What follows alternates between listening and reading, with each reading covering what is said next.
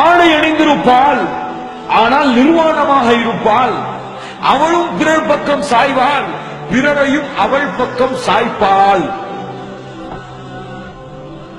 இவள் நரகத்தை சேர்ந்தவள். ஏன்? இவள் சொர்க்கத்தின் நறுமணத்தை கூட நுகர முடியாது.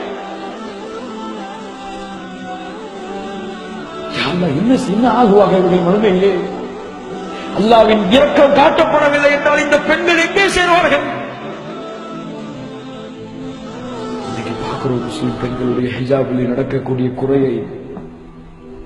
அல்லாஹ்வுடைய மார்க்கத்தை தூர எறிந்துவிட்டு பள்ளிக்கூடங்களிலே ஹிஜாபை பேணாமல் இருக்கக்கூடிய பெண்களை, கல்லூரிகளிலே ஹிஜாபை அணியாமல் ஆண்களோடு கலக்கக்கூடிய பெண்களை, அப்படியே ஹிஜாப் அணிந்தாலும் இஸ்லாம் முறையில் இல்லாமல் அழகோடு ஆலங்கனத்தோடு அழகோடு அலங்காரத்தோடு அவளும் பிறர் பக்கம் சாயும்படியாக, பிறருடைய பார்வையும் அந்த பெண்ணின் பக்கம் சாய்க்கும்படியாக ஆடைகளை அணிந்து வருபவர்களை ரசூலுல்லாஹி ஸல்லல்லாஹு அலைஹி வஸல்லம் சர்டிபிகேட் கொடுத்தாங்க. அந்த பெண்களுக்கு எல்லாம் நீங்க எழுதி கொடுத்துருங்க, நீங்க நரகவாதிகள். தன் மனைவிக்கு ஒருவன் அனுமதிக்கிறான், தன் பிள்ளைகளுக்கு ஒருவன் அனுமதிக்கிறான், தன் சகோதரனுக்கு இந்த ஆடையை ஒருவன் அனுமதிக்கிறான். சுப்ஹானல்லாஹ். அவங்களாவது நரகத்தில போக மாட்டான். இதை அனுமதிச்சவன் என்ன ஆவான் தெரியுமா? அல்லாஹ் நாளை மறுமையிலே அவனோடு பேச மாட்டான், அவனை பார்க்க மாட்டான், அவனை சுத்தப்படுத்த மாட்டான். யார் அவன்? தன் உம்மத்தவர்கள், தன்னுடைய குடும்பத்தார்கள் பாவத்திலே மானக்கேடான விஷயத்திலே இருக்கும் பொழுது அதை பார்த்து தடுக்காமல் இருந்தார்.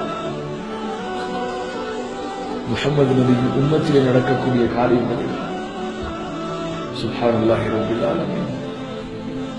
யோசித்து பாருங்கள் கண்ணியத்துக்குரியவர்களே, ஐனல் ஈமான், ஐன உம்மத்து முஹம்மத். எங்கே சென்று கொண்டிருக்கிறது இந்த உம்மா? எங்கே சென்று கொண்டிருக்கிறது இந்த உம்மா? இதை தடுப்பதற்கு கூட்டம் எங்கே? இதை தடுப்பதற்கு, நன்மையை ஏவி தீமையை தடுத்து அல்லாஹ்வுடைய கட்டளைக்கு இந்த சமுதாயத்தை கொண்டு வருவதற்கு ஒரு வாலிப கூட்டம் எங்கே? இல்லையே கண்ணியத்துக்குரியவர்களே, அல்லாஹ்வுடைய மார்க்கத்தை கொண்டு போய் சேர்ப்பதற்கு சிரமமாக இருக்கக்கூடிய இந்த காலத்திலே நன்மையை ஏவி தீமையை தடுக்கக்கூடிய சமுதாயத்தை உருவாக்க வேண்டும் என்றால் எவ்வளவு போராட்டத்தை செய்ய வேண்டியிருக்கிறது.